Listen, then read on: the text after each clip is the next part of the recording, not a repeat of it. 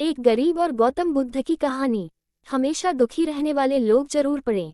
एक समय एक गांव में गौतम बुद्ध आकर शरण लिए हुए थे। काफी लंबा सफर तय करने के बाद बुद्ध थोड़ा आराम कर रहे थे, परंतु लोग इनसे अपनी समस्या का हल मांगने हमेशा पहुंचे रहते थे। ऐसे में जहां भी वह रुकते वहां लोग लंबी कतार में जमा हो जाते और उनको अपनी समस्या बताते और बुद्ध उसका समाधान करते। उसी गांव में एक सड़क के थोड़ा किनारे पर एक भिखारी बैठा करता। वह ये रोज देखता कि लोग अपने दुख दर्द और अपनी गंभीर से गंभीर रूपी समस्या को लेकर आते हैं, और जब वहां से जाते हैं तो उनका चेहरा बेहद खिलखिला रहा होता है। वे मुस्कुरा रहे होते हैं और नए जोश के साथ भरे दिखते हैं। भिखारी के मन में यह विचार आया कि क्यों न वह भी बुद्ध के पास जाए, उन्हें अपना हाल कह सुनाए, परंतु वह डरता था। इसके बाद एक दिन गहरे चिंतन के बाद वह भिखारी बुद्ध के पास गया।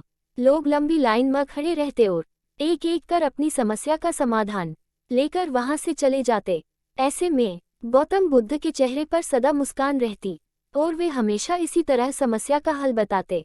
भिखारी भी जब उनके पास पहुंचा तो उन्हें प्रणाम करता हुआ बोला, हे भगवान, इस जगह पर सारे लोग खुश व समृद्ध है, पर मैंने तो ऐसा कुछ नहीं करा जिससे मेरे को जीवन का दुख झेलना पड़ रहा है। फिर मैं इतना गरीब और निर्धन व्यक्ति क्यों हूँ? इसलिए हो क्योंकि तुमने आज तक सिर्फ मांगा है, किसी को कुछ दिया नहीं है। तो वहां खड़े लोग सब हैरान रह गए और सबके मन में यह सवाल उठने लगा कि यह गरीब किसी को क्या दे सकता है। इस पर गरीब भिखारी ने बोला कि भगवान, मैं खुद भीख मांग कर गुजारा करता हूँ, भला मैं किसी को क्या दे सकता हूँ।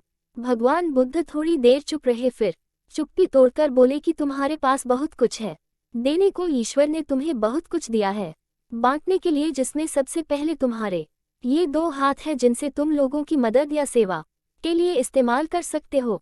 तुम्हारे पास मुस्कुराहट है जिसे देकर तुम दूसरों में नई ऊर्जा का संचार कर सकते हो, मुंह से दो मीठी बातें बोल सकते हो। ईश्वर ने जिसको ये तीन चीजें दी है उसको कभी कोई निर्धन और दुखी नहीं कर सकता है। निर्धन होने का विचार तो सिर्फ हमारे मन में पनपता है।